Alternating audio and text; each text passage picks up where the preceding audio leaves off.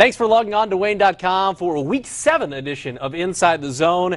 He's Tom Davis, I'm Glenn Marini, and this is by far the best schedule with the most interesting games this week. There are two huge games which we're going to cover in this edition of Inside the Zone, then talk about some of the others. And when you talk about huge games, we're talking about the biggest conferences, perhaps a game that will determine the SAC championship in Bishop Luers against Northside. That's at Chambers Field, and Carroll against Homestead at Dave S. Walters Memorial Field. Now, when you take a look at the SAC battle, Northside coming off a huge win against Snyder. They hadn't beaten them since '91.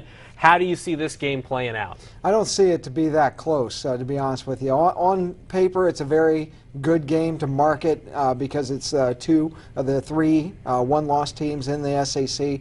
But really, I think that Northside does not have the passing game, nor do they have the discipline to hang with a team the caliber of Bishop Luers. Bishop Luers will be just too much for them to handle. Against Snyder, Northside had 9 penalties. Their passing game was erratic. I know C.J. Jackson had 200 yards of total offense between rushing and passing. He is a very effective weapon, but you have to be a really good passing team to take away the Luers defense that'll just load the box and try to stop the run, and I don't think that they have that in them. I look for Northside to probably lose by about 21 in this game. Really? Yeah. Now, James Kanapke, in my mind, he's kind of the key. If they can corral Kanapke, I think Northside has a definite chance. But Kanapke, nobody can corral him. He's the SAC all-time leader. Yeah. He passed his quarterbacks coach, Kyle Lindsey, with his 56th touchdown pass against Concordia. He's got 59 now.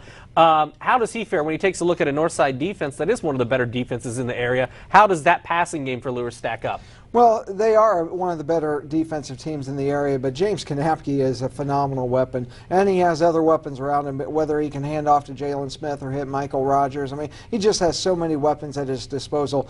Yes, Northside will cause some problems because they are athletic, and they are pretty good defensively. I mean, they held Snyder to 16 points and made a critical fourth down stop to save the game, but Snyder doesn't have anybody of Jalen Smith, James Kanapke, Michael Rogers ilk, and so it's just not going to be that close of a game.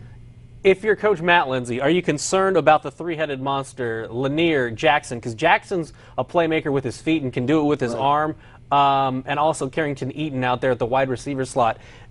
How do you approach a team that does have some balance offensively when you're going up against them as a defensive coordinator, as a defensive team that Luers will be in this scenario? Well, I don't want to say that you'll put 9, 10 guys in the box and be over the top like that, because C.J. Jackson did complete 9 passes last week, and so he can throw the ball to some degree. It's not like he can't throw the ball at all. And so, but they'll load up the box, and they have the athleticism to cover guys one-on-one out in the secondary, and so they will primarily try to stop the run and force the pass, because they do know that Northside wants to rely on 3, 4, and 5 guys that can run the ball effectively, and so they'll crowd the box and make them force the pass and make C.J. Jackson make accurate throws, and he just showed against Snyder they couldn't do that. If you're Northside's defense, are you most concerned that this is the most talented offense you face? Mishawaka put up 45 against them, right. And I would venture to say that Luers has more Division I athletes or high-level Division I guys